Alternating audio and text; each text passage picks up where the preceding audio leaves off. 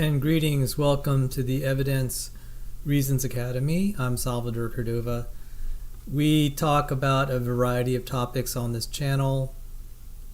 The channel was organized primarily to support the Evidence and Reasons for the Christian Faith video channel, which is the main channel of some of my YouTube presence, where I offer evidence and reasons for the Christian faith. But I found that to make some of the claims there, to explore them in more detail, it was helpful to explore things, particularly in science, chemistry, physics, etc., in much more detail, and biology. But then I also realized there are lots of academic topics in history, in military science and history, economics, politics, that are worth exploring to help understand the defense of the Christian faith in using a variety of bodies of knowledge. And so sometimes, as we explore an academic topic, we don't necessarily know if it's going to be immediately useful. I do find, though, that sometimes when I explore a topic, even as seemingly unrelated as, say, the financial fraud and scams that go on, that are well reported in the hundreds of millions and even billions of dollars, I began to understand some things about faith, faith that is built on facts versus faith built on frauds, and that's important. And there's Christian faith, and there's faith in things like evolutionism and other religions. And yes, evolution, the theory of evolution, is by and large lousy science, but it is pretty powerful religion, albeit what I consider a false religion, because it does actually not agree with major disciplines of science. So, so with that said, we're just going to talk about military science. This Ukraine war has been much on my mind because it's affecting our economy. It's brought us a little closer to the brink of nuclear war, which is disturbing. And so I've been keeping tabs on it. But then it brought back a lot of my work as a scientist and engineer in the aerospace and defense industry. I was involved in that for about 20 years, and it's really hard to kind of just forget all that. And Bread of Life is here. Rebecca, I can't believe you're here. So this is going to be a talk on some of my interest in military science and history. I was a defense contractor for defense and civil contractor in the aerospace and defense industry. So much of what led to me being a creationist researcher was my training in physics and engineering, which now has helped me to be in a position to critique evolutionary theory from these perspectives. And though evolutionary theorists hate it when engineers criticize their theory and they say, you don't know anything about evolution, you don't know about science, I'm just like, I beg to differ. An engineer is an applied scientist. He has to be extremely knowledgeable in certain disciplines of science, because his devices, his appliances, his projects will not work unless he has an understanding of science, which is more than I could say about evolutionary biologists.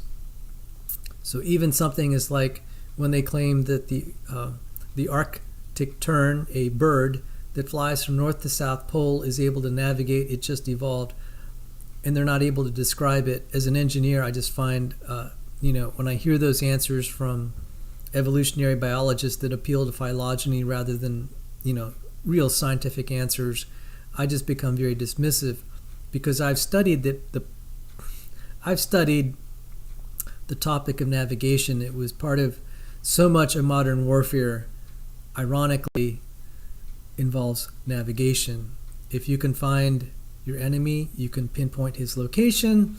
With standoff weapons now, you can pick him off over the horizon, and that's what's happening in modern warfare. So the study of navigation has taught me just how difficult it is to build a navigational system. And yet we have in biological organisms systems that are able to outdo what we engineers can build. I mean, pre-GPS, we would have birds like the Arctic tern that can fly from the North to South Pole. And I don't have my globe here. It can actually do waypoint flights, meaning it doesn't go a direct North to South Pole. It'll go in a somewhat of a zigzag. And they're able to organize places in the middle of nowhere in the ocean where they want to just land and rest. And they seem to know where that location is. It's amazing. My least favorite navigational aid as I was... Oh, greetings, Paleologos. My least favorite navigational aid as a pilot was the magnetic compass. We much prefer radio navigation, things that we call very high omnidirectional radials, VORs. I really like VORs. We had things called Lorans, which is kind of ancient. We had NDBs, non-directional beacons. And, you'd have these radio towers that would be emitting a signal, and you could tell, what angle you're approaching it from, and you would just go from radio beacon to radio beacon, and you could navigate even when you couldn't see. These birds are able to navigate. They don't have radio navigation. They use magnetic compasses. They have to build maps. They have to have precise clocks. They seem to also have some ability to look at the stars and the position of the sun and to help them navigate. Anyone who's been involved in the science of navigation, intercontinental navigation, will know that this is just jaw-droppingly difficult. And yet the birds do this so naturally. I believe, therefore, a creator God is a better explanation than stupid evolutionary theory trying to say this can happen without direction. The things we know about chemistry, etc., and physics and probability theory do not agree with evolutionary theory. Evolutionary theory is, you can put it in the religion department. I would be much better with that than putting it in the science department. So those navigation, you have to build magnetic maps. And then if you're trying to use the sun and stars, you need very precise clocks and a calendar to know what day of the year it is, what time of day it is, and then you can reference the sun and stars to help you give a navigation fix. You can then use that to help you, you can combine it with magnetic navigation, and then you can go from north to south and navigate all over the world. But then you have to build maps and means of recording it, etc. This is just incredibly difficult. Yet these creatures are able to do it. And then, I gave a talk at the National Institutes of Health in my class. It was a required class presentation. It was 5 minutes. I talked about just what I just said about the amazing navigation of birds that use the cryptochrome protein that's able to use quantum spin chemistry and hyperfine transitions to sense magnetic fields of the Earth, both the intensity and then kind of the angle that it's at, relative to your position on the globe in terms of latitude. Just amazing. And my professor was the dean of the school, and I gave that presentation, and then someone made a comment. One of the fellow students in front of this professor, in front of the dean, said, when I hear this, I find it hard to believe this just all evolved. I didn't. All I had to do was highlight the works of God, and that instinct is very hard to suppress. And anyone who's really studied the problem of navigation and building navigational systems, I think if one is not a creationist, one should have some pause. And all evolutionary biologists can do is give phylogenetic, circularly reasoned arguments, and that's not a mechanistic argument. That's circular reasoning, where you're assuming the thing you're trying to prove is just terrible science. Jerry Coyne was right to say, whether this was his intended meaning or not, he was still right when he said, In science's pecking order, evolutionary biology lurks somewhere near the bottom, far closer to the pseudoscience of phrenology than to physics. And so with that, you can kind of see my connection to, connecting my past in military research of military science, developing and engineering systems that supported the defense and aviation industry, with my criticism of evolutionary biology. So that being said, this is going to be almost a purely academic and also YouTube level discussion of military history and science. I'm going to go over some of my favorite websites for those interested in the Ukraine-Russian war, and we'll just go from there. If there's any benefit to you all, then praise God for that. And if there's not, may you just be entertained and also see that there's more to the world than just evolutionism. There is an ingeniousness in the art of warfare. It's tragic and yet compelling. The Bible talks a lot about warfare, and it uses the warfare metaphor a lot. The book of Revelation, it talks about the Battle of Armageddon. So, this war is just a part of the fallen world. In any case, the Ukraine war is very much on my mind, as I said earlier. And as I've been studying military history, I've been noticing, there's wars that you see in Hollywood are so different now in the way it's done today. It's done today where many times you don't see the enemy. And you don't have these large formations of, if you've seen some of these Hollywood movies, you'd see these huge lines of soldiers just arrayed against each other in battle line, and then they come and they just start attacking and charging each other. That's no longer the modern battlefield.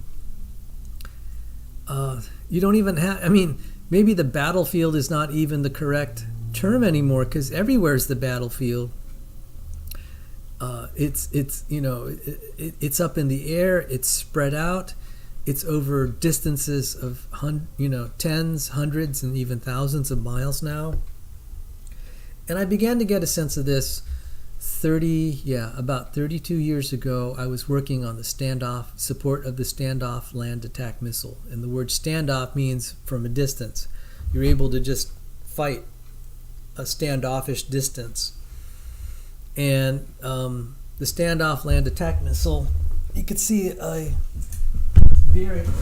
precursor of that. This is one of my favorite posters from McDonnell Douglas. This is the Harpoon missile. And what they did is they said, hey, that's a really great missile. Let's put on a video camera, some remote controls, and then the video camera can transmit video back. This is 35-year-old technology, but at the time it was groundbreaking. And when my boss was describing the project I was going to work on, I was like, oh man, that is so cool. You got a missile with a camera in its nose? That was just like unbelievably ingenious. And so what'll happen is you have the airplane come in, you have an air crew, usually, at the time it was the A-6 Intruder, an attack plane of the U.S. Navy, the A-6 Intruder, A standing for attack, meaning it's not the sort of airplane that fights another. An airplane that fights another is called a fighter. A plane that bombs is called a bomber. And an attack aircraft is kind of a combination of bomber, and then it's smaller. It can drop bombs, but it can also fire things very precisely. So they use the word attack. That means it attacks ground targets. It's not just there to, a bomber typically just goes up there and bombs the target that's fixed. An attack plane can actually engage a moving target on the ground. So examples of attack aircraft are the famous one today is the A-10. So the A-6 Intruder would go in there, it'd fly, it'd fire its missile, and then it would turn around, and the missile's flying to the target at low altitude, almost supersonic speed, and then at some point it turns on the video camera as it approaches the target, and then inside the A6 intruder is the aircrew, a pilot, and a bombardier navigator. The bombardier navigator then would start seeing the video, and then he can fly the missile like a kamikaze pilot would, except he's not going to sacrifice his life. He's going to sacrifice the missile. But he can see it through the eyes, through the nose of the missile, and then it hits the target. In the Gulf War of 1991, our office, our defense contracting firm, supported the Standoff land attack missile, the Harpoon, the high-speed anti-radiation missile, the infrared Maverick. Oh, by the way, so you have that video, we called it a video seeker that was generating the video image. That's the infrared Maverick. So this was a kind of a Frankenstein missile. They put a Maverick seeker on a Harpoon body with called a walleye communications pod. Walleye is some sort of bomb, I think. Let me just double check that. Walleye.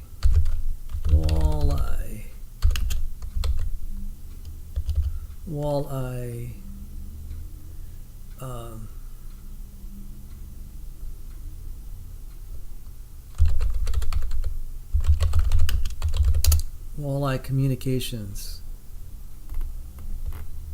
Okay, it's an advanced data link for smart weapons.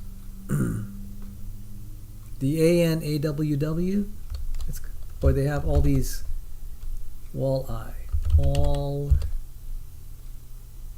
Okay, let me just put this up. I'm gonna do a little switch here. Hopefully I won't totally disappear. Okay, so let's see if I can get walleye.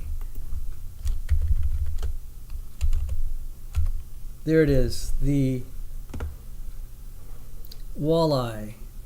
The AWW advanced data link used in the walleye. I think a walleye is a bomb. Walleye bomb. The AGM-62 walleye is a television-guided glide bomb which was produced by Martin Marietta and used by the United States Armed Forces from the 1960s to 1990s. Most had a 250-pound high-explosive warhead. Some had a nuclear warhead. Yikes. The designation of the walleye as an air-to-ground missile is a misnomer, as it is an unpowered bomb with guidance avionics similar to the modern GBU-15. The walleye was superseded by the AGM-65 Maverick. So there is a data link pod, a walleye data link. Oh, there's a beautiful, oh my goodness, this is a beauty. It's an ugly beauty. That's the A6 intruder there. There's the U.S. Navy A6 intruder. Speaking of which, I mean, it's a beast. That was the airplane that I supported. Let's see if we have data link. The walleye maneuvered itself using 4 large fins. Later versions employed an extended range data link that let pilots keep flying the weapon after its release and even change aim points during flight. The idea of a TV-guided bomb came out of discussions between an eclectic group of civilian engineers at the Naval Ordnance Test Center, later the Naval Weapons Center at China Lake, California. One of the engineers, Norman Key, built televisions in his home as a hobby. Kay built an iconoscope camera in 1958 that could do a funny thing, recalled a fellow project engineer, William H. Woodworth. It occurred to him that he could build a little circuit into there they would put a little blip in the picture, and he could make the blip track things that would move in the picture. The two engineers, soon joined by David Livingston, Jack Crawford, George Lewis, Larry Brown, Steve Brugler, Bob, Sam Cunningham, and several others, decided to research the idea further and quickly secured some seed money from the Navy to advance the concept. Adopting some technology from the AIM-9 Sidewinder air-to-air missile project and developing other components from scratch, the group developed the bomb in just 4 years. Among other revolutionary breakthroughs, the group developed the world's first solid-state television camera with no vacuum tubes and the first zero-input impedance amplifier.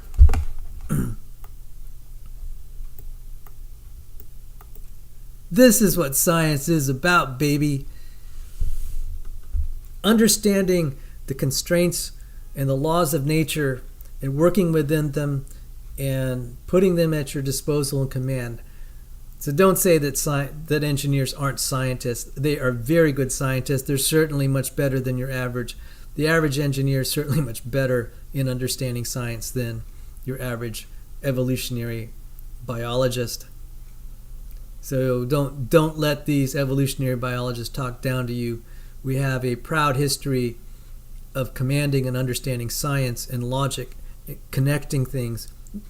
A system that is this sophisticated cannot function unless you have some idea of what is possible, what is feasible, what connects and what doesn't connect, what are logically sensible ways of construction and how it can be manufactured, etc. When you understand the manufacturing process and then you compare it with evolutionary biology, it's just like kind of ridiculous that they could think this can happen naturally with no guidance. You get a intuitive sense of the improbabilities. But anyway, man, when I see this, it just puts a smile on my face to hear these guys describe these technologies. Other revolutionary breakthroughs. And let me make this a little bigger so y'all can see it. Other revolutionary breakthroughs. The group developed the world's first solid-state television camera with no vacuum tubes and the first zero-impedance amplifier. Wow! Wow!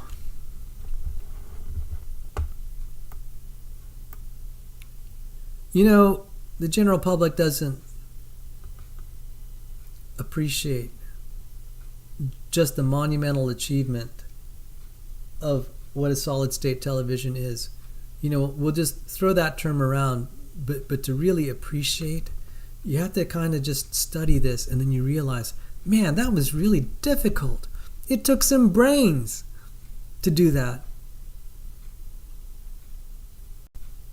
This shows a lot of scientific insight to be able to do this, which is more than I can say for evolutionary biology. And a zero impedance amplifier. Okay, so an amplifier makes something louder. The thing about when they say zero impedance, that means you don't have to, sometimes when you're trying to measure the amount of electricity somewhere, you have to take a little bit of the electricity out, and you can measure it. So, zero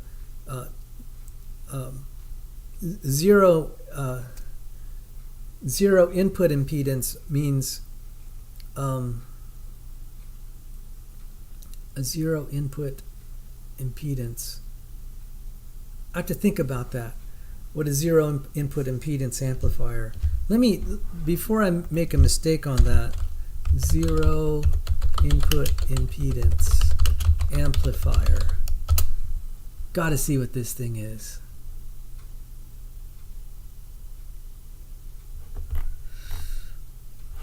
So I've never. Usually you want high impedance.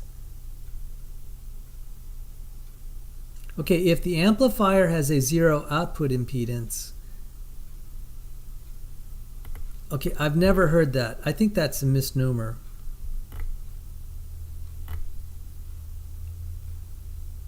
Maybe it's a zero output impedance. I don't know.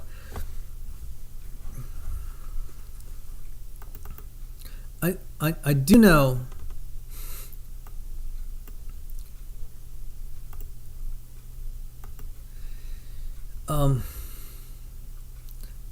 I think it really should be infinite impedance amplifier. We'll see. I think zero, zero seems kind of like that's not what you want if you want to amplify a signal. Zero input impedance. Yeah, that's not any amplifier circuit I've worked with that you want high impedance, not zero impedance. That seems strange. So anyway, but the rest of that stuff was cool. A solid state.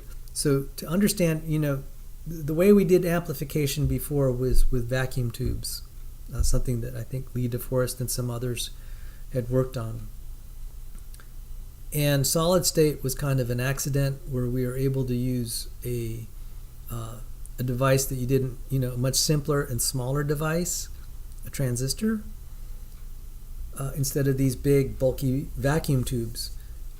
I had a vacuum tube television that I just recently disposed of. Broke my heart. There are not going to be any more of those anymore. I mean, let me just show you vacuum tubes. Vacuum tubes. Vacuum tubes for amplifiers. So in the good old days, this is how amplification was done. Amplification is kind of like magnification. You needed these vacuum tubes to amplify very weak signals.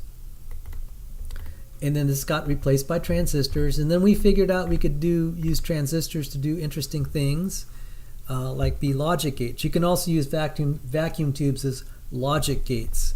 I think that one of the first computers, electronic computers, used vacuum tubes. And as we were able to transistorize things, we micro-miniaturized it, and then this led, of course, to the computer revolution, where we're able to have computers on very small chips, and it can do all this amplification to do computation. This is great science. This is technology.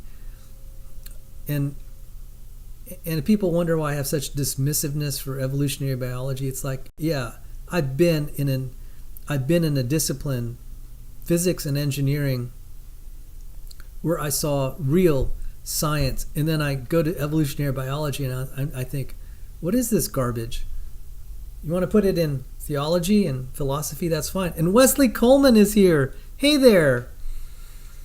So I digressed a little bit of my background on the Standoff land attack missile, but that's when I began seeing, oh my goodness, warfare has evolved. And so let me show the way warfare used to be.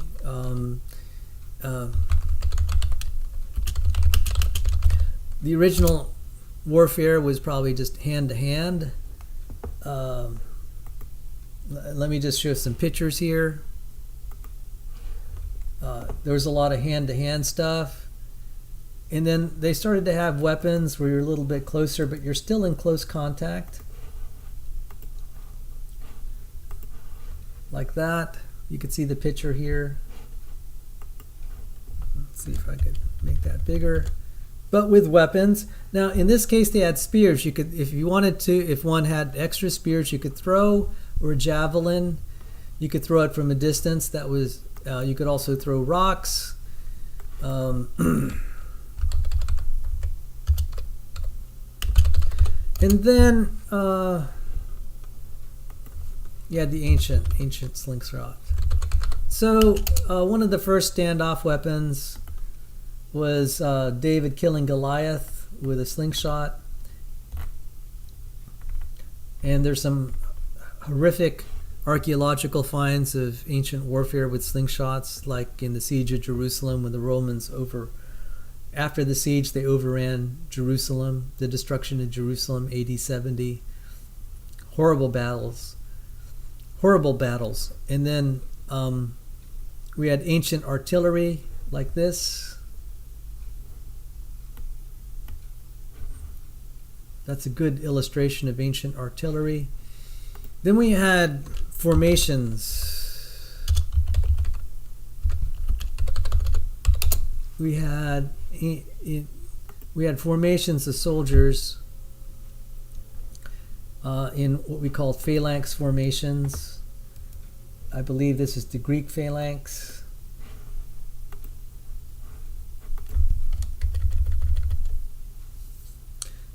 So it'd be just like a moving tank, and these guys would clash with each other. You just basically had huge formations lining up against each other. So let's see, Roman phalanx, and these were gigantic. You had just gigantic formations.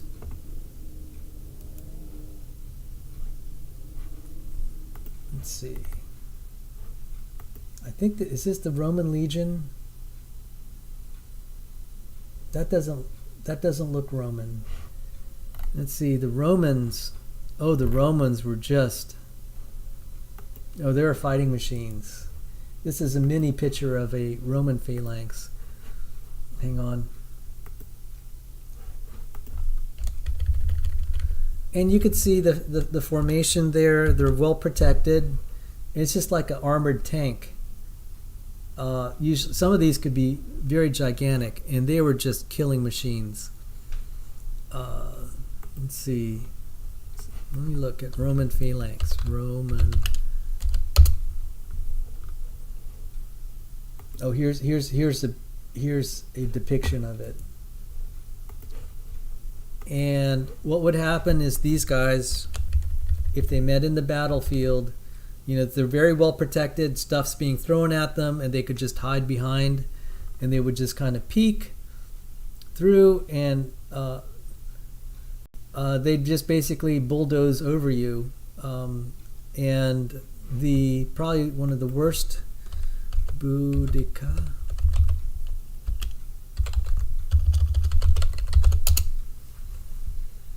The Boudican Revolt. Okay, so I'm going to talk about the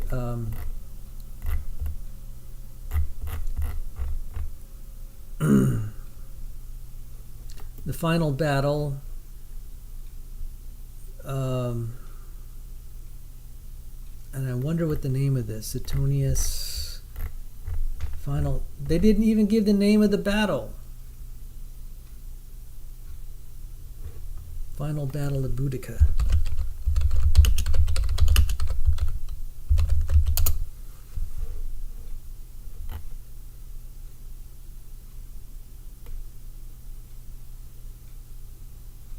Okay, Boudica's defeat.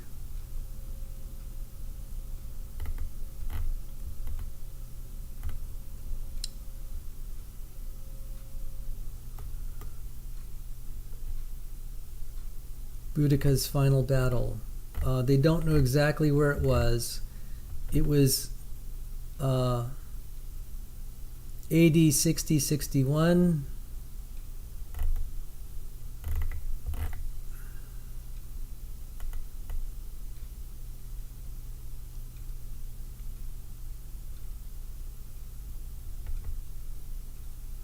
Also, in physical terms, how big was it? 10,000 Roman troops. Okay, I'm just trying to look at this. 10,000 Roman troops defeated an army of 80,000, and it was a rout. I mean, it was brutal. Not many Romans died, but they just wiped out. And so with their heavy armor and their tactics in this phalanx formation and this human wave of people that were not armored, they would first throw the Romans would throw their javelins in there. Then they had their spears, and then it got to be with their swords. They'd just be cutting these guys that didn't have armor. The Romans were very smart and clever in that the frontline soldiers in the phalanx would be rotated and replenished with guys that were well rested, and they'd keep rotating it. And this is basically a meat grinder. It was gruesome.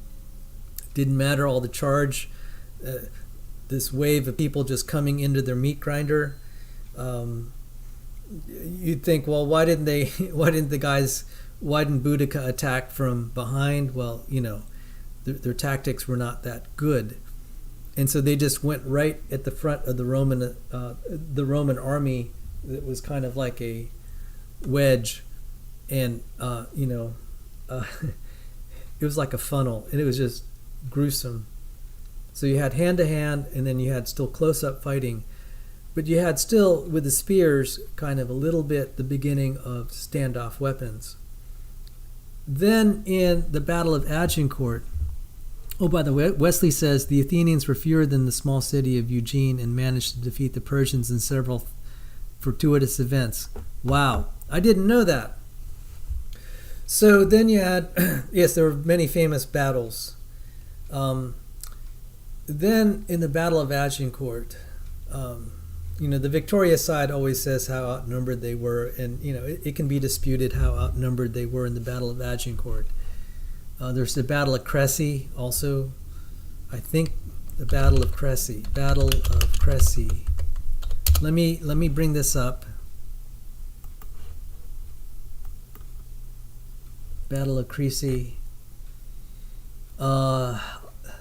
26th August 1346. And there's some great videos on this. You had the English army of 7 to 15,000 against the French army of 20 to 30,000.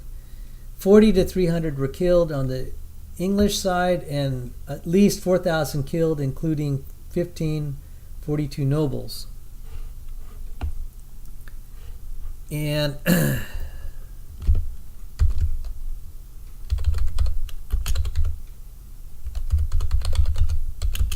the English longbow was a standoff weapon. Let me see if I have a picture of it here. It may not. Oh yeah, here's kind of a picture of the bowman. And this kind of really bothered, the chivalrous culture of knights. You have some guy who doesn't look like your knight in shining armor, and he's going to take you down with his longbow. And in the Battle of Crécy, it was pretty savage, but it was even worse in the Battle of Agincourt. There's that, that Shakespearean play, Henry V. I highly encourage watching the movie version of it. It was outstanding. So, Battle of Agincourt, which happened a little bit later at Agincourt. But I'm emphasizing we went from close hand to hand to a little bit distant. We had slings and bows and arrows in the ancient world. You have accounts of it in the Bible. But in the medieval era, they took this to another level where it was really long range from a single individual. The Romans did have some long range artillery. They had things called the ballista, and things where you just really massive, kind of bow and arrow or slingshots or catapults. They were savage weapons, but they didn't load very fast. But they were brutal artillery. Okay, not the explosive kind we found out later after the invention of gunpowder. But let's look at the Battle of Agincourt. You still had formations going after each other, and here's a depiction. And I'm just going to pause here. And Wesley says the Persians were able to fund Sparta and Athens to go at each other, and they destroyed themselves. Then Alexander the Great happened. Thank you. So we have so you still had these formations of people fighting each other, and this is obviously not to scale. And I don't know who the French and who the English are. This wasn't. That painting is more of a conceptual. It's not authentic from other reconstructions. But okay, so the Battle of Agincourt. On the English side, 6,000 to 8,100 men. On the French, 14 to 15,000 men, or up to 25,000 if counting armed servants, 10,000 men at arms, 4,000 to 5,000 archers and crossbowmen, up to 10,000 mounted and armed servants. On the English, up to 600 killed, 112 identified, and on the French, 6,000 wounded, whom were the French nobility, most of whom were French nobility, and 2,200 captured. This is a huge disparity. And so the longbow, I showed a picture of the longbow. And surprisingly, well, one thing is it had a rapid rate of fire. They could launch a lot of these, and you just didn't want to be there and to be mowed down by this. The crossbow, surprisingly, in battle, it was in some of these famous battles, it was not as effective. It didn't have the range, which surprised me. I would have thought a crossbow has longer range. There are a variety of medieval.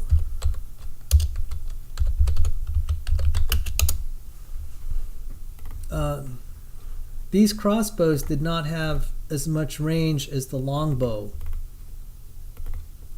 And so the longbow won the day because in the Battle of Crecy. So let's go Battle of Crecy.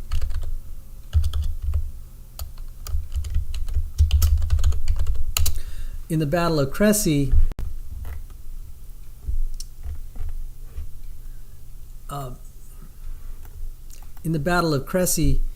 the longbowmen were just mowing down the crossbowmen because the crossbowmen couldn't get close enough to the longbowmen, the English longbowmen, and the longbowmen were just mowing down their opponents with the crossbows. So now let's go fast forward to the era of gunpowder and the Napoleonic Wars.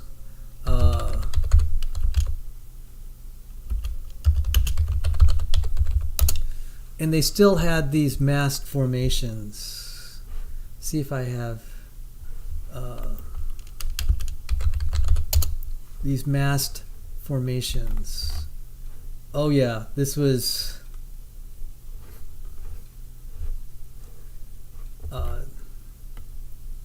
it's painful to, I mean, some of these depictions are just shocking. You had these guys just line up against each other, huge columns of people just lining up against each other, soldiers. They'd march against each other and then just start shooting at each other. It's just like, yeah, someone's going to get killed real fast. And they're shooting cannons and I guess what they'd call now canister fire. And this didn't change much in the Civil War, except it was just worse because the guns had longer range, more accuracy, and deadly firepower. And so these massed formations would just come up against each other and just start shooting. And so, and there's no armor. It wouldn't have helped that much. So let's see, battle. So Pickett's famous charge. See if we have any depiction of it. Here's a picture from the Battle of Gettysburg, the movie, with some of these reenactors. Oops, sorry. Now again, these are massed formations, and they're using standoff weapons with muskets and cannons. Just the savagery. The tactics really just sucked. This was not the way to prosecute the war, but that's the way they understood it. And they said generals use the tactics. They fight the wars that happened, decades ago. They don't adjust their tactics. They used some of these tactics in World War I didn't work well, and they went to trench warfare. There was elements of trench warfare in the Civil War, the American Civil War, that is, where General Grant was having people entrenched. That was kind of the beginning, but you really saw it in World War I. So then you had trenches, and guys would just kind of be kind of at a stalemate as they were shooting at each other. They didn't really want to come out of their trenches, get exposed, and get killed. When they did try to do these mass attacks, it was horrific. So many people died. You had guys charging the opponents and the defending lines, like the Germans had very good machine guns, and they would just be mowing down the French and British. It was awful. Added to that was gas. And so you didn't, as you look at those battles, you didn't quite have the massed formations. They're a little more spread out. You had trench warfare. They weren't really kind of like arm to arm.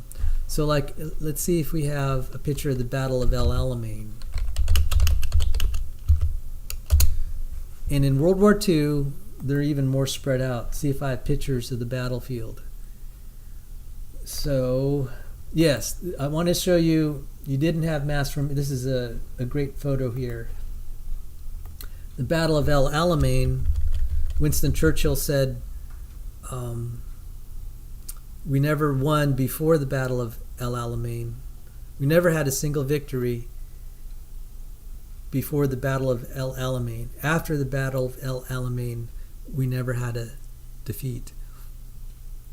The general, Montgomery, was the son of a pastor. He came there and he said, let us come before the Lord God Almighty and ask for victory in battle. And God granted that prayer.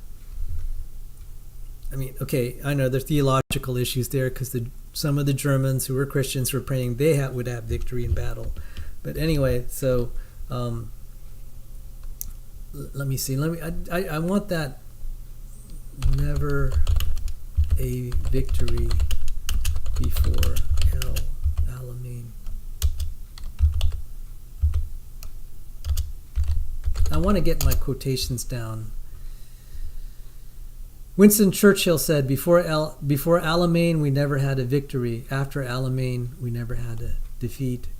And let's see, Derek Prince, El Alamein prayer. There is an account.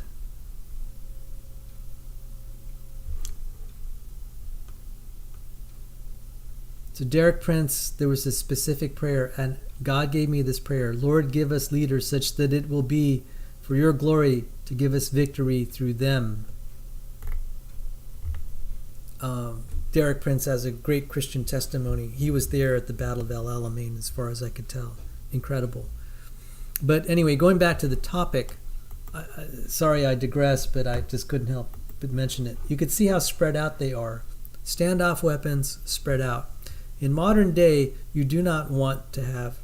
They've been telling the Russians in the modern warfare now, you do not... the Russians haven't learned this lesson. You do not want... it's natural for people in war. They want to be near their comrades, feel a sense of security. And General Ben Hodges of the United States, he was general of... Spread out they are. Standoff weapons spread out. Oh, wow. In modern day, hang on. Do not want to have...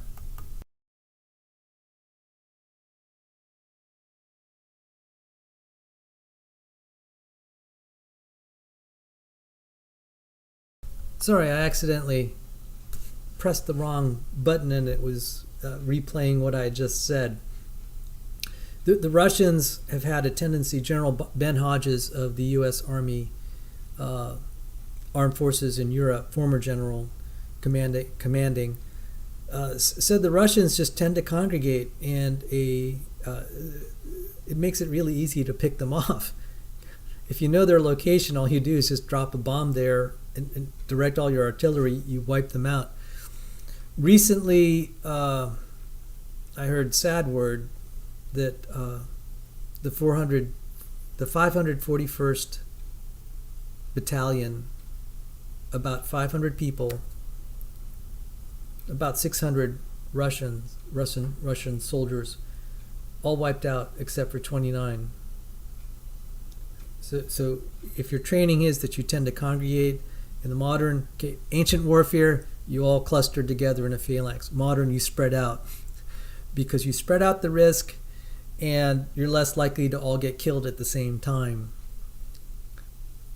And then conversely, because you have so much more firepower, even a few individuals can really command the field if you know the location of the enemy. So this picture just kind of strikes me. This was a famous battle, and you just see there's just lots of space there, and this is the way it's becoming. Now, in modern warfare now, there is more and more the use of methods of detection and identification and location. So, okay, again, even in the Napoleonic era, all these massed formations, you don't see that anymore. That's very undesirable in modern warfare. By the way, Waterloo was a great movie. So, okay, that's Battle of Crécy. I'm just trying to clean this up. Boudica's battle, the Roman phalanx. Some standoff weapons, okay. All right, so now, modern warfare. And so the channels where you can get a lot of the details of the Ukraine war and the tactics and the science and methods. One of the great ones is Artur Rehi. I think he's just a great personality. Just the way he talks.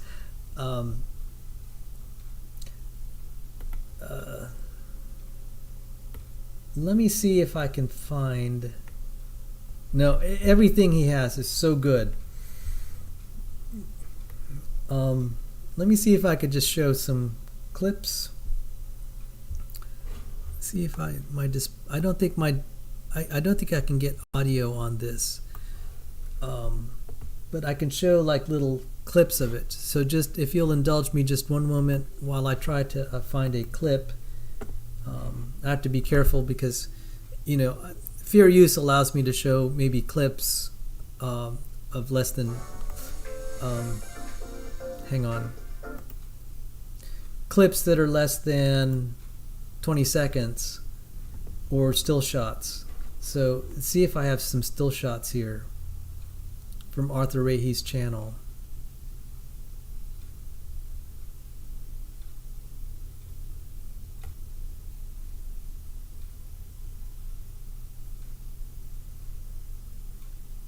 I'm looking for a still shot. Oh my goodness, yeah, okay. This was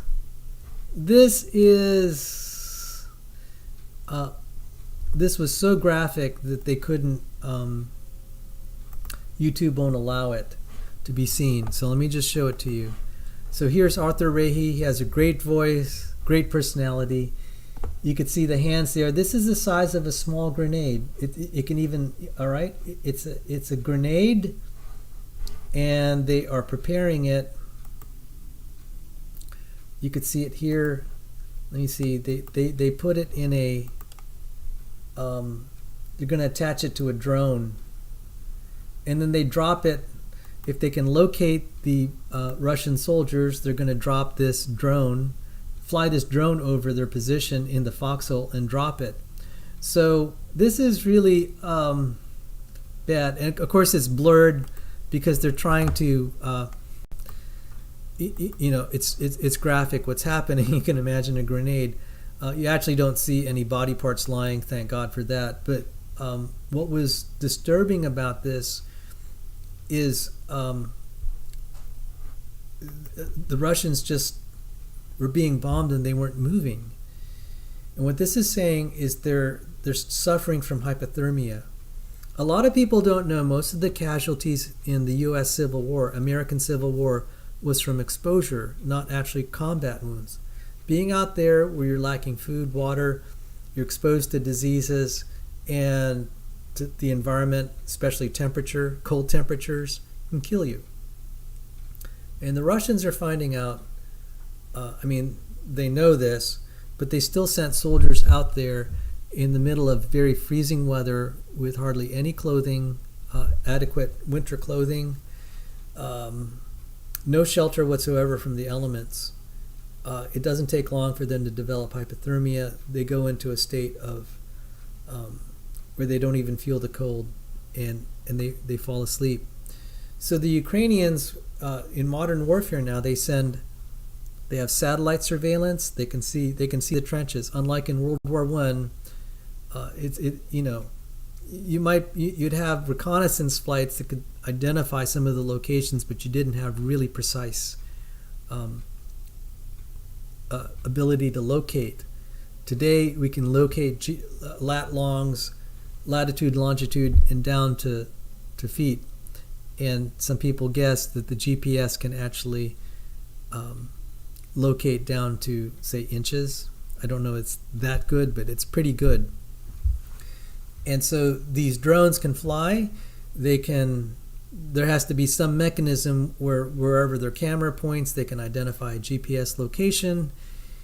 So you have the satellites, and then you have the drones to give you even better real-time information, and also really good resolution. So your foxhole may not help you that much, because in the GPS era, if they get a fix on you, they calculate your position. They fire a smart munition.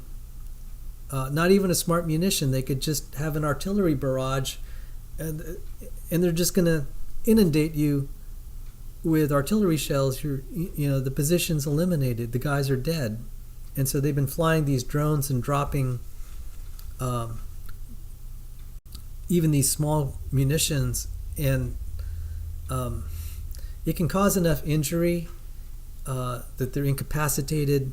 And given that the Russians are not supporting their soldiers very well, I mean, their chances of survival are not great. They're not even being fed, much less getting adequate medical care. So these drones fly over, drop their bombs, and it's pretty ugly.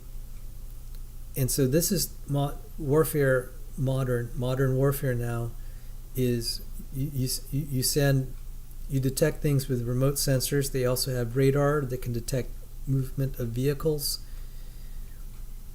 Then they have night vision, and then GPS to locate people. And then you have weapons that can hit the target very precisely.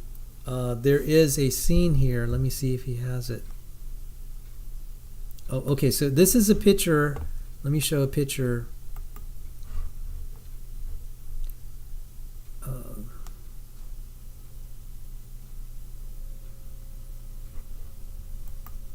See if they show it here. Yeah, you see.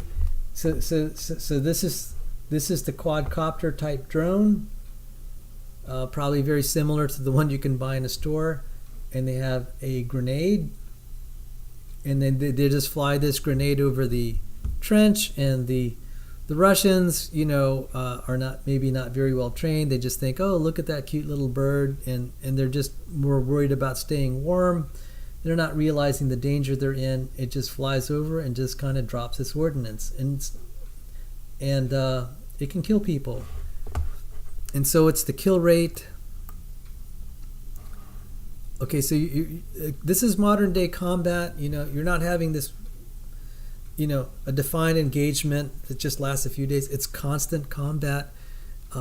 You're not necessarily hearing a lot of artillery fire or whatever. It's just very precise, directed, and it's 24/7.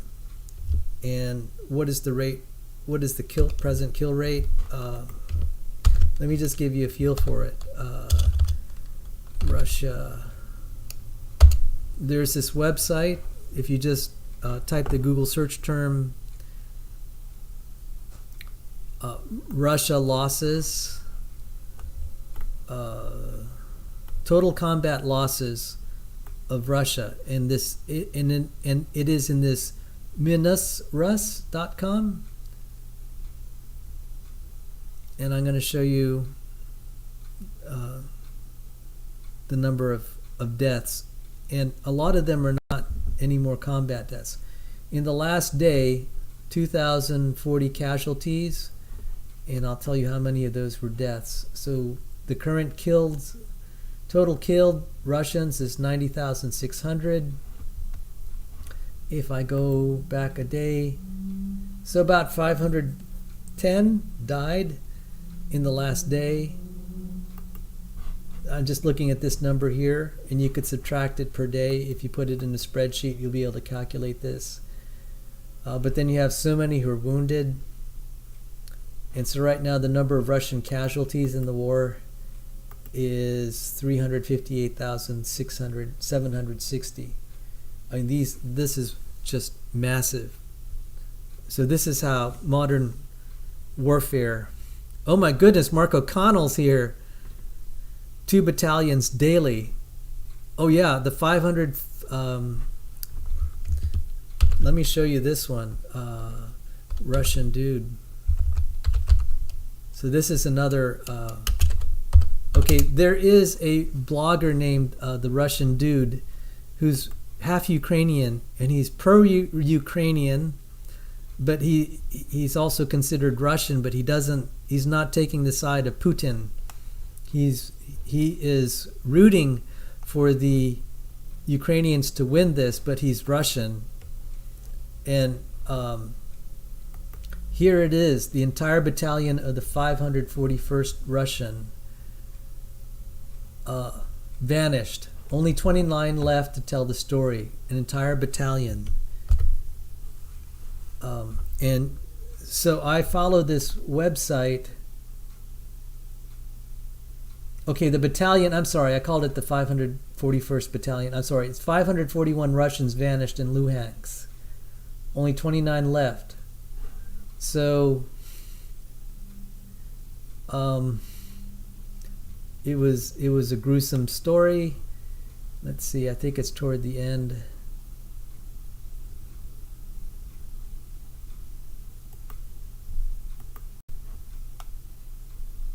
I don't have audio here, so there's a cover up because this is so bad that they don't want to talk about it.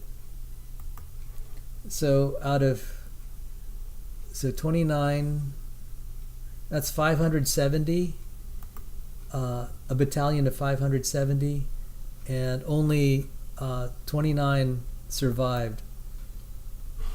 So one of the problems here is that because the ground is frozen, it's very hard to dig. I shouldn't laugh, but sometimes it's so bad you can't help but laugh. I mean, I'm not trying to minimize what's going on, but it's very hard to dig trenches now, and they're out in the cold. You have these drones flying overhead. Not only your satellites can detect definitely trenches, easy to detect. My untrained eye can see the way the Russians build trenches. Even I, in my untrained eye, could see where they are. And in the GPS era, you're going to have GPS coordinates right on this. I mean, you cannot. I mean, this is the sad part of modern warfare. You can run, but you can't hide.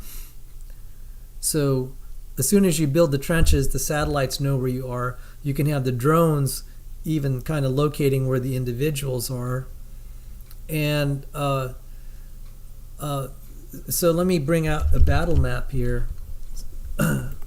So deep state map is a map, and so this happened in the Luhansk region. I don't know where specifically.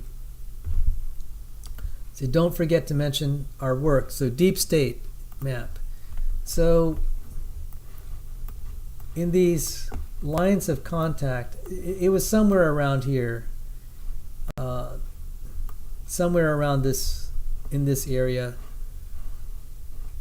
But let's just see. I can do a measurement here. So this would be a Ukrainian line here. The green would be well-established Ukrainian positions. So let me click. Okay, 8.6 kilometers. So if the Russian line is somewhere here, just 10 kilometers away, this is really a howitzer. A 155 millimeter howitzer has easily a range of 10 kilometers. some of this. Let's just look at the range of a standard arm.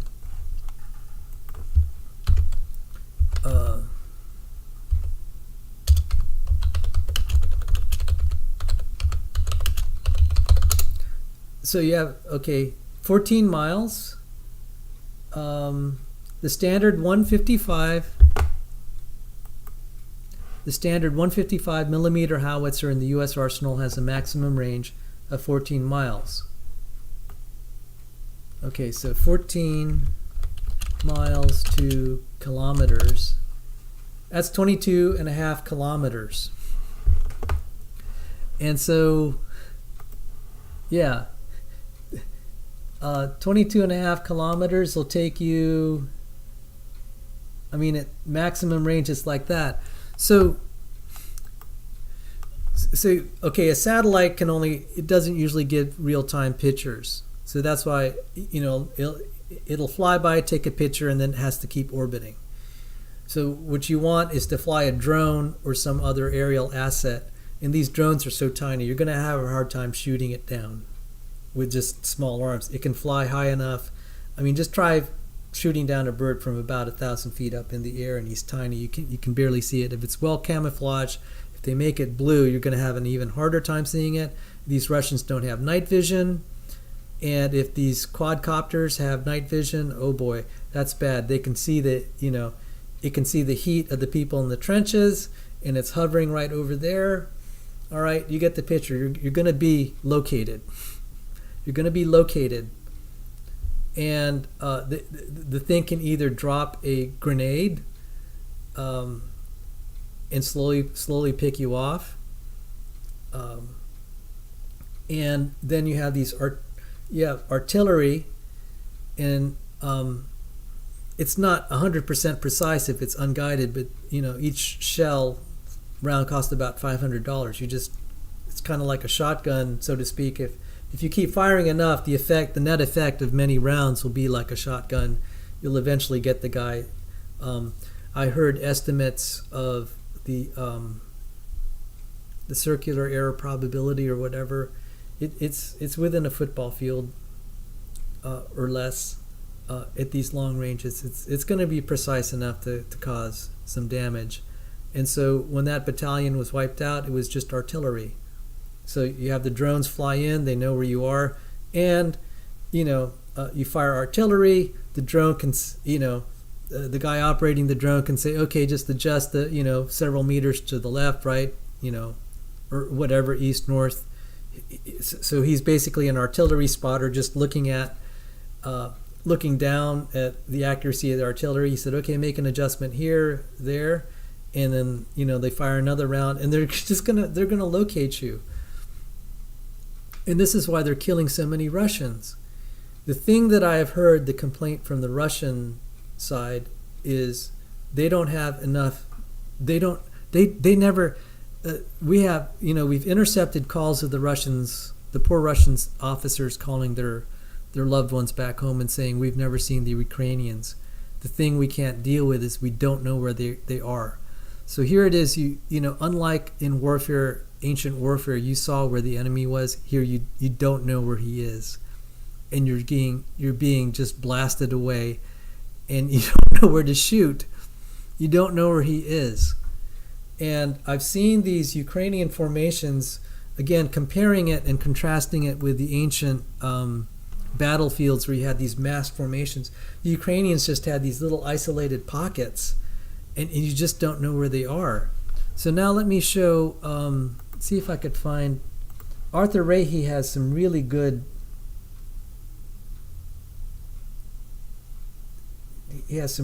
battlefield tactics. Let me see if I could, and I'm sorry, this is, it is kind of a grim science of all this, but there is an ingenuity in technology, and, I would hope there would be peace. This is all kind of grim. Let me see if I could find some footage here, if you'll indulge me. So, I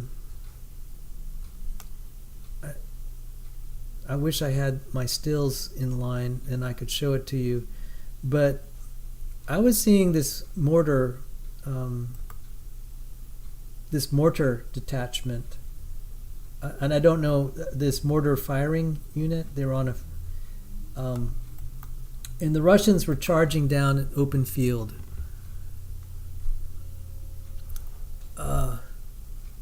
And the mortar gun had I guess you call it a spotter. He had a computer there, and he could see, I guess the drone was showing where the advancing Russians were. They could not see where the mortar was firing from, and he would just punch in coordinate. He would just, it's a touch screen. He'd just touch. He said, oh, that's where the guy is, and he'd touch it, and the mortar round would be able to, somehow the guy was able to adjust or something like that. And I'm just like, you're just picking him off like in a video game. This is why the Russian casualties are so high. And this is the difference, the technological advantage. When you know where your enemy is and the enemy doesn't know where you are, and you have precision intelligence on their location, and you have a means of, firing on a GPS coordinate and then adjusting when your aim is off, you'll start picking these guys off. It's just, it's a shooting gallery. It's just, it's pretty sad for the Russians. And that's why so many of them are getting killed. So let me read Mark O'Connell's. He said, 2 battalions daily. Wow. If just 1 in 10 die from weather exposure each night, think how fast they become ineffective in battle. Or a snake or spiders for additional psychological effect.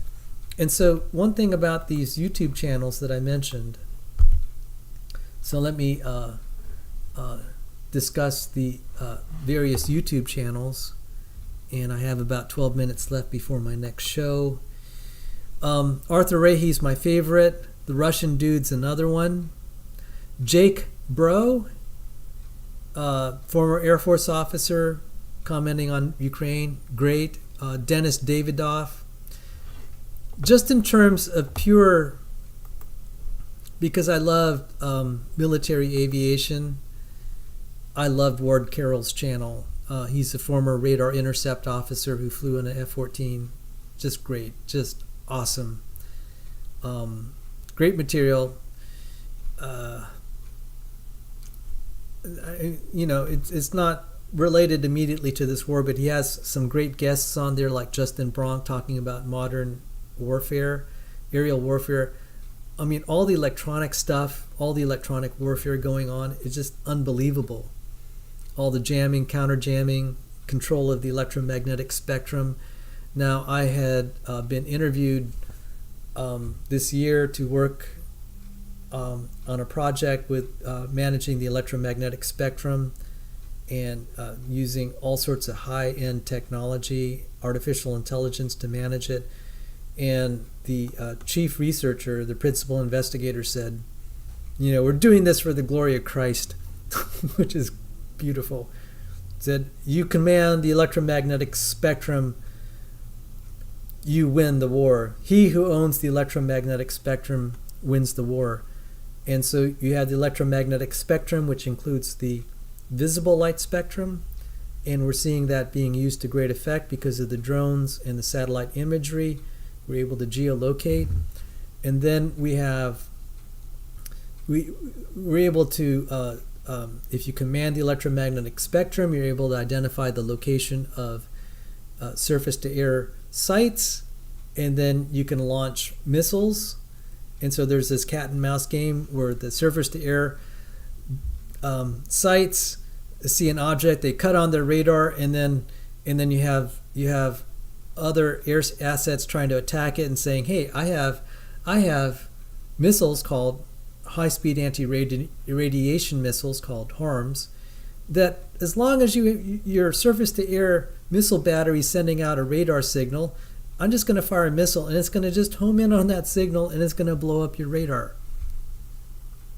And once you can eliminate either eliminate the surface-to-air batteries, or at least get them to turn off the radar, and hence they're just as good as dead because they're not doing their thing. Then you can fly airplanes, drones, all sorts of missiles into the battlefield, and the guys just will not have a chance, the opponents. So he who commands the spectrum wins the war. You can also jam. You can jam the communications of the opposing enemy's drones, and so this is the modern battlefield. It's going into cyberspace. So Mark says here, or a snake or spiders for additional psychological effect. It is best to wound, as it takes 4 additional soldiers to evacuate the wounded. So that is 5 taken off the field. I didn't know that. So these small arms, meaning even grenades dropped from drones, do have a very devastating effect. And so let's go again to this here. Russia. I'm having such a good time, I may delay my next show anyway. This was just for, I'm not on since this is not well subscribed, I'm not on a strict schedule. But let's look at this figure here. This is just staggering. I mean, 2,040 casualties a day. In 30 days, this will be 60,000 people. This is just staggering. And there is a claim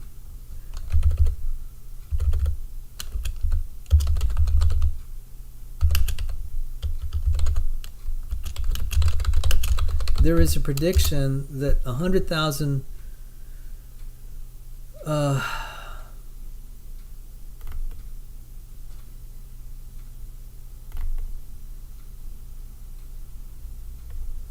there is a thought that over the next coming months, an additional 100,000 troops, I'm sorry I can't find it immediately, 100,000 Russian troops, soldiers will die, mostly because of hypothermia, but also battlefield losses.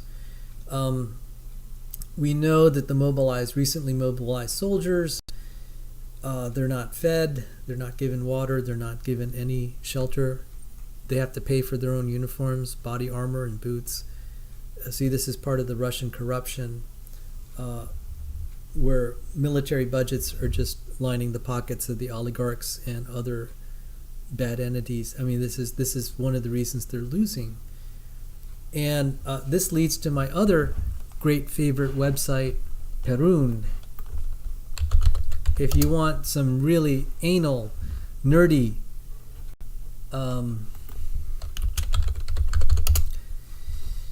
military channel that does talk about the Ukraine war, go to Perun. And I'm going to point out something that is just jaw-dropping. That this could happen in a modern military is unbelievable. But it says how lies destroy armies, lies, cover-ups, and Russian failures. This has been one of the most popular videos. It talks about the culture of vranyoy, something like that. That's the Russian word for lie, a very, a powerful lie. And what has happened in this culture of lies, excuse me, I'm sorry, I'm making a mess of things here. What has happened in this culture of lies? Oh yeah, Mark O'Connell says, oh yeah, he does a great job. Perun had pointed out that the way you get promoted in the Russian military is you lie. So you're so like the last, let's say, officer commanding a group, a big group, he gets fired because he's doing such a lousy job. So the next guy comes in, and then he says, oh yeah, this was just terrible. What I was left with was a mess. And then sometime later, he writes a glowing report. He said, like, we're all in great shape. We're well supplied now. We're combat ready, et cetera, et cetera, et cetera. And then his superiors say, well, great job. You're promoted. No independent verification. And it's become a culture where the way to get promoted, lying is rewarded. When lying is rewarded rather than telling the truth, This just has a terrible effect when that culture develops. And so what happens is when you start telling the truth, you can be demoted. And Perun goes into a very detailed, I mean, this seems like obvious common sense, but he goes into the details of how this all had affected the Russian military. And it's so ingrained in the culture that it's just self-destructing. And this is why we have a situation where, I mean, it's unthinkable. Soldiers have to pay for their own boots. They have to be asking for tourniquets. And I have a kind of a funny story, but not so funny. There's this sad scene where a Russian nurse is just screaming at the soldiers, saying, "You got to take care of yourself. Go to your relatives and get feminine napkins. Because in case you get hit with a wound, just stuff your wound with that. It'll help absorb the blood." I shouldn't laugh, but it's kind of comical. I happen to have a shrapnel wound right here. At age 16, I was building a rocket engine with a spent CO2 cartridge. Not a bright idea. The pressure built up. I was using ammonium perchlorate and some mixture of saltpeter, which is ammonium nitrate, charcoal and sulfur, which is then the formula for gunpowder. I put it in there. I said, oh, this will be nice slow burning. I'll make a rocket engine with this. I put it inside, and I was putting it through that little opening of the CO2 cartridge. I said, I'm going to get a lot of power this way. Well, little did I realize, when you light this thing off, it's going to create more pressure and heat, and that causes a faster reaction, which creates more pressure and heat. You get a positive feedback loop. I didn't realize I made the equivalent of a pipe bomb. I was so excited when I lit this. I said, man, this thing's going to fly. Instead, I just remember this horrific explosion. I mean, it was only this far away from me, so this is like a hand grenade exploding.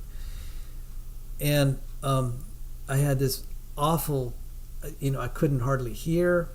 And I had this dull ache in my chest. And I said, I felt like I just got punched. And I got up and I said, well, I need to look like, I don't want the neighbors to think something really bad happened. So I stood up, walked around like nothing happened. They probably heard it. But then I started to feel something really wet over my stomach. I was bleeding profusely. And like, oh no, I opened my jacket. My whole front was covered with blood. And I took off my shirt and started to try to clean myself up. I said, Mom and Dad are coming home soon. I'm going to be in trouble. And so what I did is there were still some feminine napkins in the house because I have sisters and female relatives. I found them. They had been used in a while. And I started dressing my wound with that. Now, I didn't realize I had shrapnel. I just thought it was, just the pressure from the concussion. I didn't know. I was 16. Anyway, later that evening, I said, Dad, I can't take out the trash. I said, I'm not feeling well. He said, what happened? I finally had to confess. And he said, I'm taking you to the hospital right now. And then he goes and tells my mom, I'm taking your son to the hospital. And she said, why? And finally he had to explain. And she was just going crazy. Anyway, I was okay. I had to have surgery. I was in the hospital 2 days. I still have a scar on my chest. So I understand this thing about feminine napkins. And the woman was saying, try to grab the tampons from your female relatives. Because if you have a wound, you can dress it that way. And I was just like, what is this? The Russian military is not going to even provide them first aid kits or whatever. You know what? That sends a message to your soldiers. It's like, we don't care. We're going to take advantage of you. We're going to make you kind of fend for yourself. You're going to go out in the battlefield. You're not even going to have uniforms or boots. What that will do with morale, it's unbelievable. And that a battalion that got killed that I showed earlier, they sent those 500 or so men out there, and they only had 3 shovels to dig trenches. Ridiculous. This is the Russian military. And so Perun covers these very anal details. He's just great. So now Mark O'Connell says, then do these civilians in military gear get to keep their gear once an actual unit with the real soldiers who need some of the gear? Wonder how that will turn out. Exactly. I mean, I got to tell you, on some level, one wonders how long it's amazing the Russian military has done as well as they are. The only reason I think that they're doing that well is the number of Ukrainian soldiers out there in the field is actually pretty small. I mean, I've been seeing them. You don't see mass formations. And the Ukrainians are doing a great job of rotating their forces. So the guys in the front line, high intensity combat, maybe for a week, and then they're relieved. Especially out there in the trenches where it's cold and wet. You don't want them to get, there's a condition with trench foot. Basically, it's going to be bad for your foot. You may have to get amputations if it develops any farther. But after a week, they'll be relieved. They get to be cleaned up, washed, given clean uniforms, whatever. Get some mental relaxation. So you don't really have a lot of Ukrainians out there in the forward positions. You don't need to because of standoff warfare. There's some units there with the mortar units, and these are interesting mortar units. They're not the kind that you drop in a tube and they rocket up. It was one that looked like it was being fired from a rifle. I don't know what kind of mortar that is. And it wasn't firing very large munitions. The munitions were probably as big as this little Advil thing. So these were clearly anti-personnel. You didn't necessarily have to kill the guy immediately. You just have to locate him. And Mark O'Connell says, also 10,000 trained in GB each month. What is GB? What's the acronym GB? I'm sorry, Mark. GB?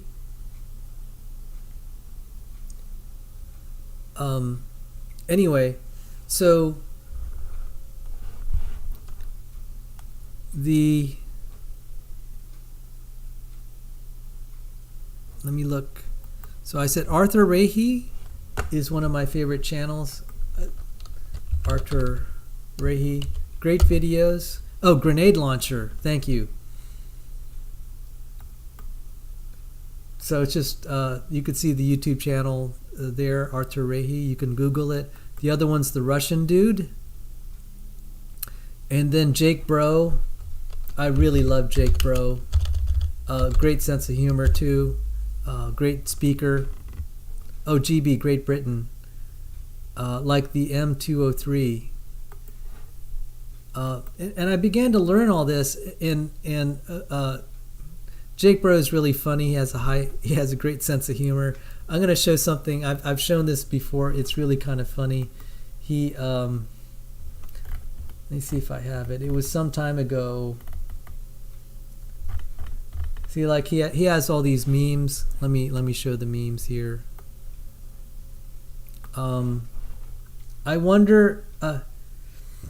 We will continue to retreat until we win. And then there's another one here.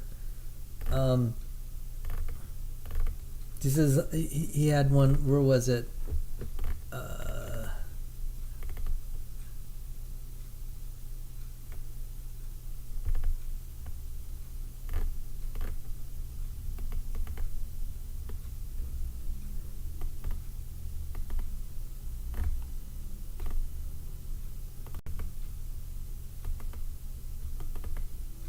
Oh yeah, here it is. I never use protection on high. He's talking about the HIMARS system. So I showed a picture of, now that we're talking about Jake Broe, I learned about this from Artur Rehi, this GLS DB. So hang on, GLSDB versus high versus GMLRS. And so the this was ATACMS. So we're talking about HIMARS. If you'll excuse me, I have to answer this call. Hang on.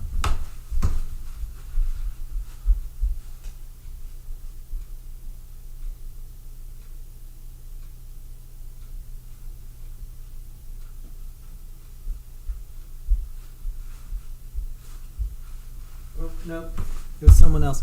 So, all right, there are all these HIMARS munitions. The HIMARS, there's the HIMARS launcher, and this has changed. This was a game changer in the war. The M142 HIMARS.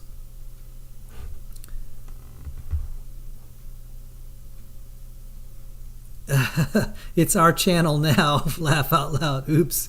The M142 HIMARS, M142 High Mobility Artillery Rocket System, is a light multiple rocket launcher developed in the late 1990s. And this is, yes, I'm still streaming, and I'm supposed to start another stream soon. And I saw someone, I saw someone trying to call me. Yes, I know who that is. There's this high, so that's a picture of the HIMARS system. And see, I get to hang out with the bros here like Mark O'Connell, and thank you for your military service, Mark. And it's Bread of Life, Rebecca. Yes, you're seeing me in my native element here. And this is the HIMARS system, and it has a number of munitions, different kinds of munitions it can launch. Now, we tend to think a HIMARS missile, but there's so many HIMARS kinds of ammunition. Yes, oh yes, I didn't want to. Yes, it was you. I could see it. It says here, Rebecca Davis. I better get off. I better finish up my stream so I can call you right back, Rebecca. So,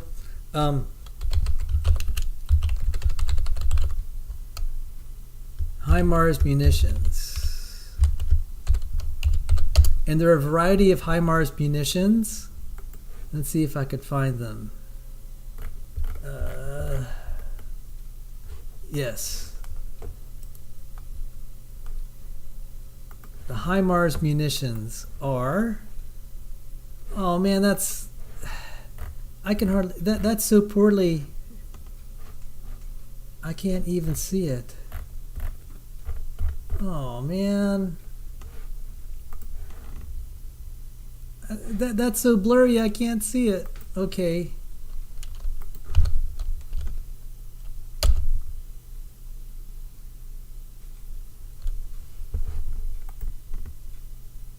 No, that's too blurry. Okay, I'm gonna go with, let's do an all search HIMARS.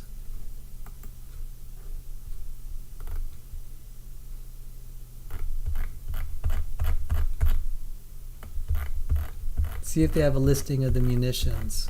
And there's the GMLRS,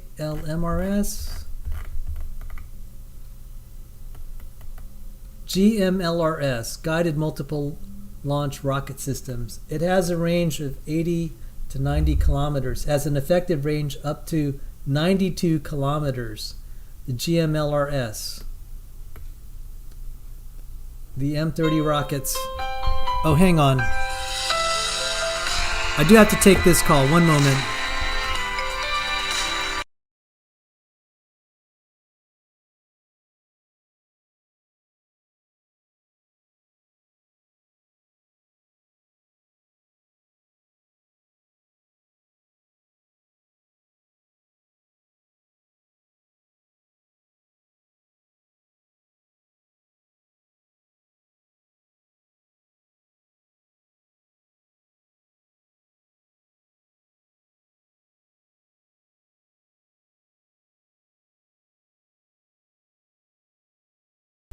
Sorry about that. That was a contractor working on my house. I'm renovating, and I really had to take that call. But I'm having so much fun here talking about military science. So the GMLRS has been just annihilating, has been winning the war basically. Of any weapon system, it is able to fire from 82 kilometers. So it's a rocket artillery, but it's not really like a cannon. It's a rocket. And it's able to fire from, like up, it says here 92 kilometers. The figure I usually hear is 80. But 92 kilometers away, and it uses GPS, and it can locate down to about 1 meter. So if you have a high value target, like say an ammunition depot, you can blow it up. And so what had happened is in the battle for Kherson, they spent a few months just blasting away rail cars, ammunition dumps, command headquarters. And the Russians are like, what are you going to do? We can't supply our own troops. And they're running out of food, ammunition. And so whenever they're, and they're in a bad location, like where the bridge was blown up. So you can blow up bridges that were important to supply. You could to supply the troops. So they're starving and they have no means of defending themselves, so they have to retreat. And so a lot of Kherson, the Kherson region, was just liberated. They're obviously having to be shots fired, but the tremendous material advantage the Russians had was being degraded, and one commander used the word corroded away with these HIMARS. With these HIMARS systems using the GMLRS. And then there is the ATACMS missile, which the U.S. is being kind of vague whether they've given it to the Ukrainians. These ATACMS. ATACMS are called the Army Tactical Missile System. And it can also be fired from the HIMARS truck. And it has a range of 300 kilometers. So let me see if I could show, okay, deep state map. I mean, when you can hit something with an accuracy of 1 meter from 300 kilometers.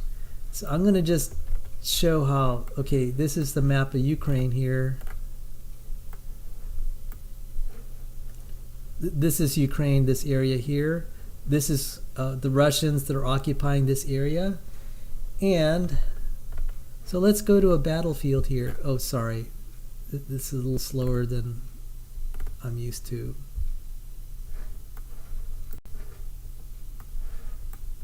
What did I do? Okay. So let's say you're here in the city of Kherson, controlled by the Ukrainians, with a radius of 92 kilometers. You can do some damage, and so the Russians are in this area, and you could see just from Kherson you could just wreak havoc on any enemy within about that radius, just from that one location. And then you could that's what the HIMARS GMLRS system can do. With ATACMS, which can reach 300 kilometers, let's go 300 kilometers. Your ATACMS can reach all over this. I mean, and it's going to be precise to 1 meter. So really, the Americans were reluctant to give this because they felt that could escalate things, and we don't want to be too clear. We don't want to be too close to the brink of nuclear war.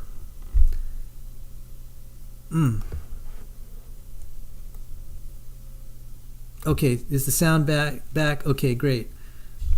Yeah, I had to turn off the sound while I was talking to my contractor. So That can reach out and touch high-value targets. Yeah, 300 kilometers is the ATACMS.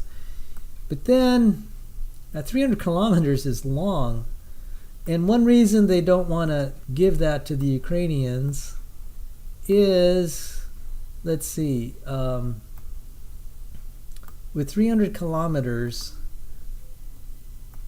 you can, so like say this is Kharkiv, which is in Ukraine, and let me just zoom out here.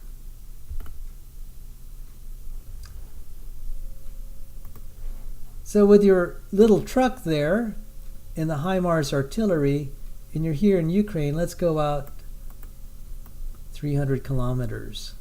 You're almost you're getting kind of close to Moscow, which is up here. I shouldn't laugh, but Putin would not feel very comfortable, and that would mean the Ukrainians can target just tons of things within Russia. They would be in range of getting so much of populated Russia. So the Americans don't want to kind of escalate this to the brink of nuclear war. And Mark says, ATACMS would also give you the ability to move the vehicle at a good distance away from the front lines. Yes. So the pluses and minuses of ATACMS is they're expensive, and you can only launch one ATACMS from a HIMARS without having, and then you'd have to reload another ATACMS. Whereas with the GMLRS, you can put 6 of them on the HIMARS. You could fire off 6 in quick order. And I've seen some of the videos of this. It's spectacular when you have just a line of HIMARS trucks launching like 18 missiles at a time. It was spectacular, especially the night launches. Let me see if I could have a picture of a HIMARS launch.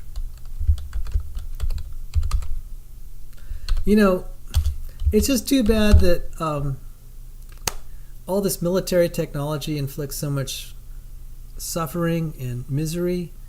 If we could just eliminate all the suffering and misery, war would be a glorious thing, and that's what we call video games, okay?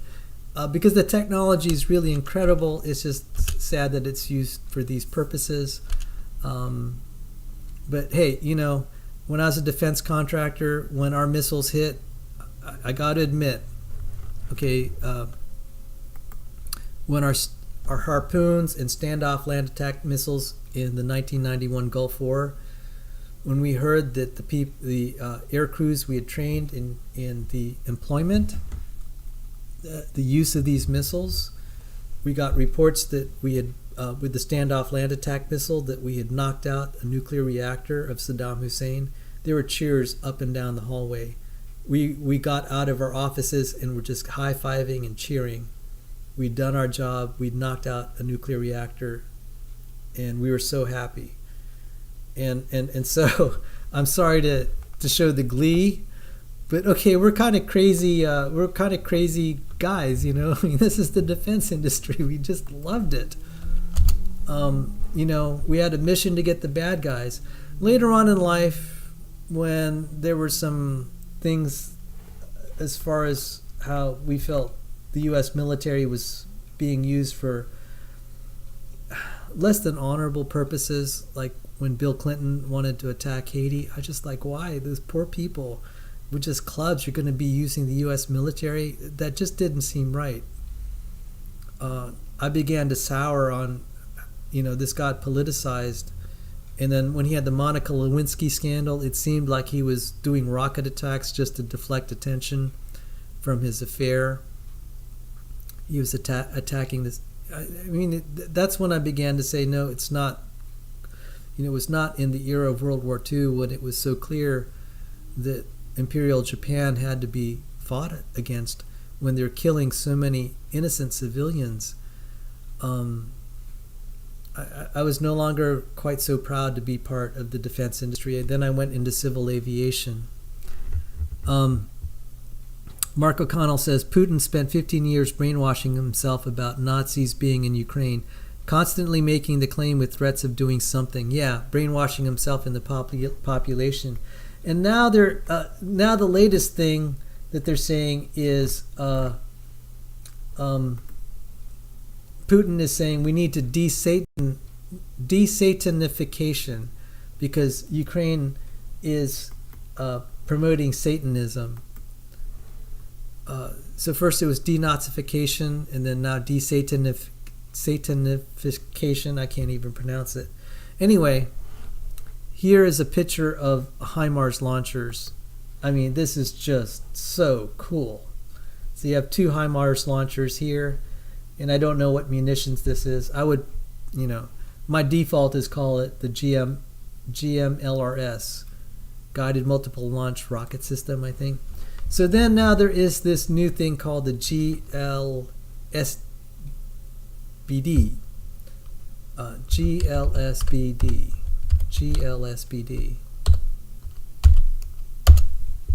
I love all these acronyms. That is the Defense Department. Acronyms and numbers.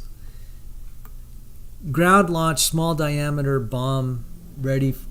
Ground launch small diameter bomb. It's a joint venture between Boeing and Saab. There's that baby. Man, it's so cool. And let's see. If there's some photos of this. What happens is it can launch from a variety of vehicles. And here's a picture.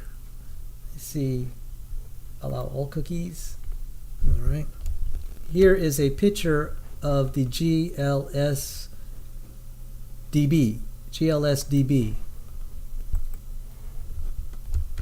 And you can see the HIMARS launcher here, and it's launching this GLSDB. And this thing is so cool. If I can get a copyright clearance, I'll start showing some of the video if I find time to do this, because this thing spins. It's a rotating. It is so cool when it launches. It has this rotating missile. We call those rolling airframe missiles. I mean, there is a missile called the rolling airframe, RAM, rolling airframe missile. And this kind of has the same thing. It rotates. I think that helps stabilize it in its launch. But then, later on, after it gets far, it opens its wings. And now it's like a drone. Now the disadvantage is if it's flying in this mode, it's probably a little slower than the GMLRS. But this has long range. It can go 150 kilometers. And the thing is, it can loiter a little bit. Let's see if there's any pictures. I saw footage of this. I wish I could show it. Maybe sometime I can. Where it can even, it doesn't, the GMLRS will come and kind of have a ballistic trajectory and just kind of land on top of you.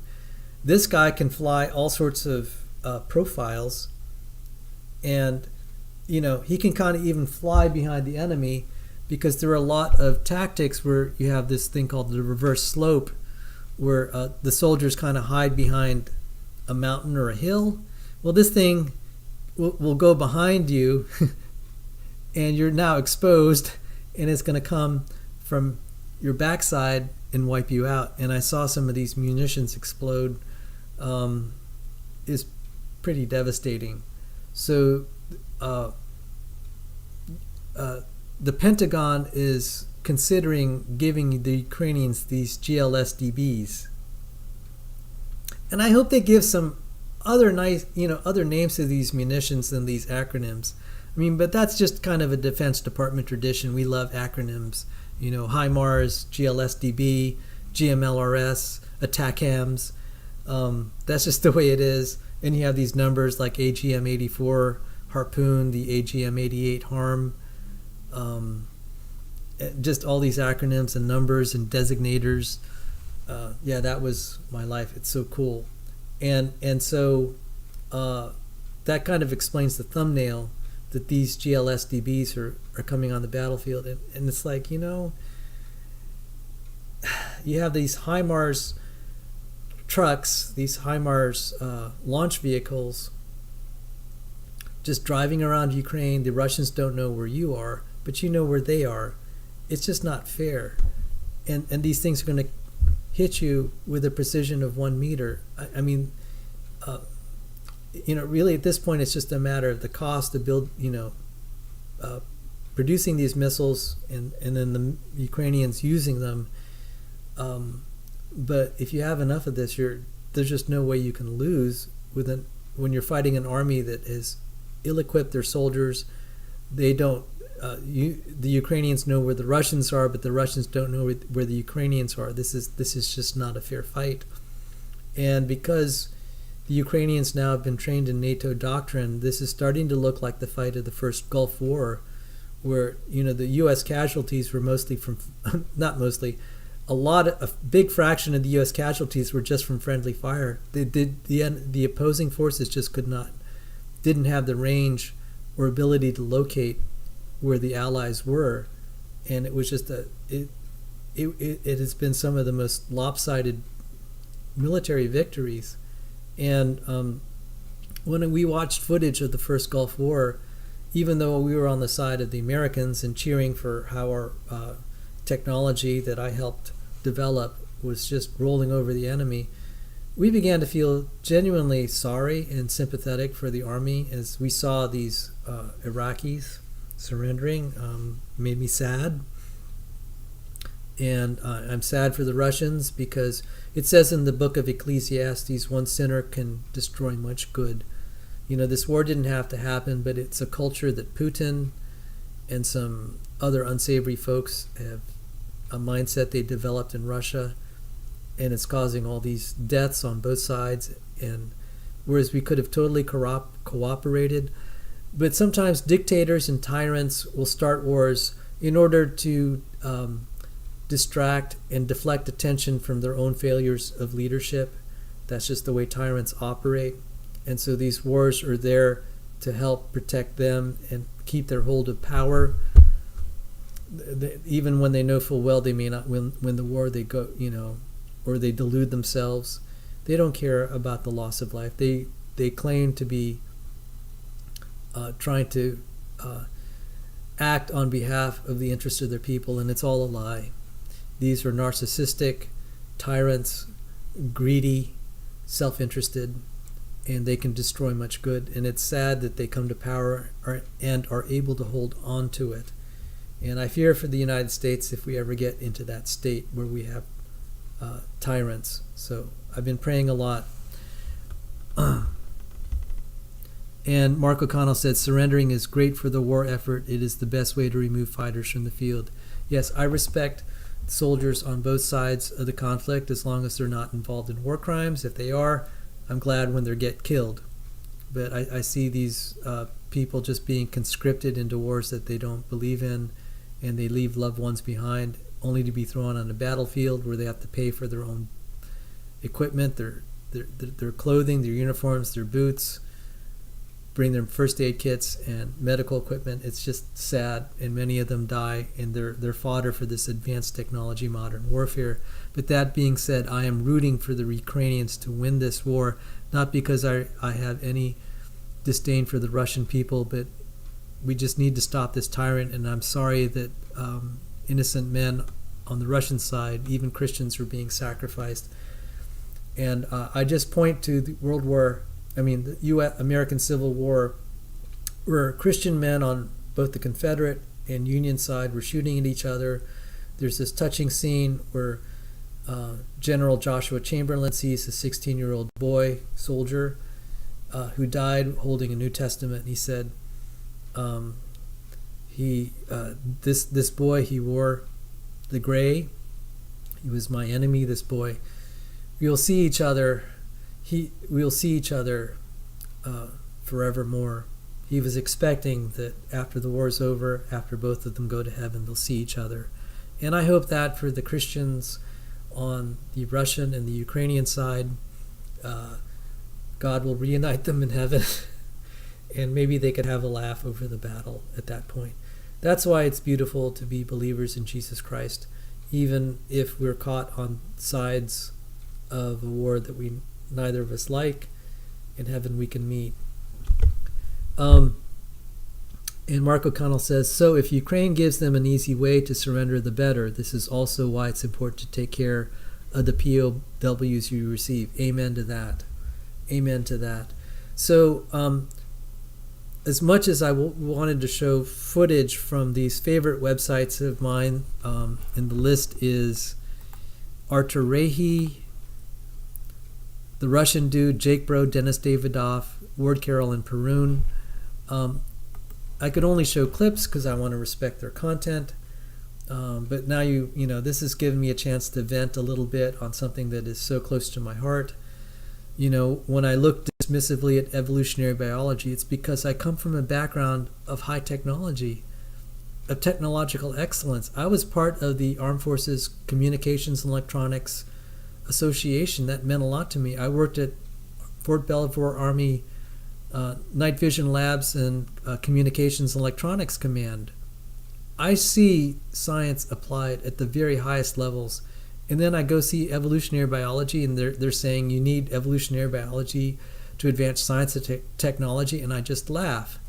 I said I didn't need any of this. I never believed it, and I was able to make a contribution, and so were others, without one drop of evolutionary biology. Evolutionary biology is religion, it's not science. And so this is a little bit of background, and plus it's given me a chance to talk about war.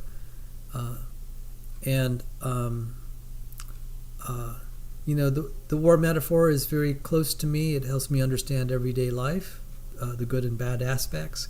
The war metaphor is used a lot in the Bible. And, you know,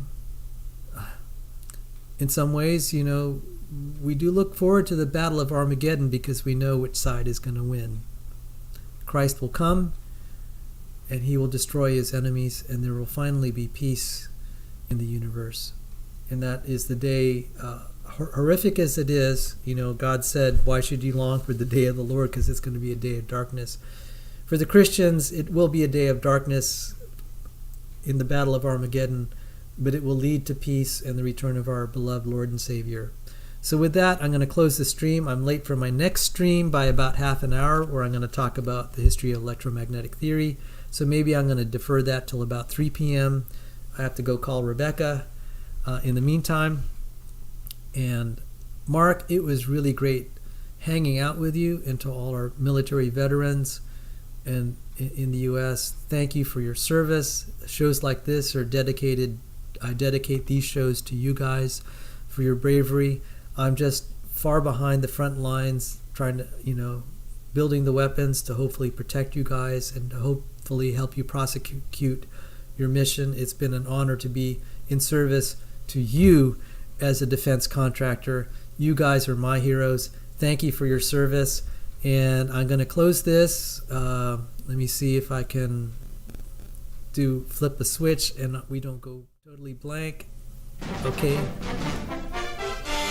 And I'm going to close with combat in tribute to you guys. God bless you. God bless America.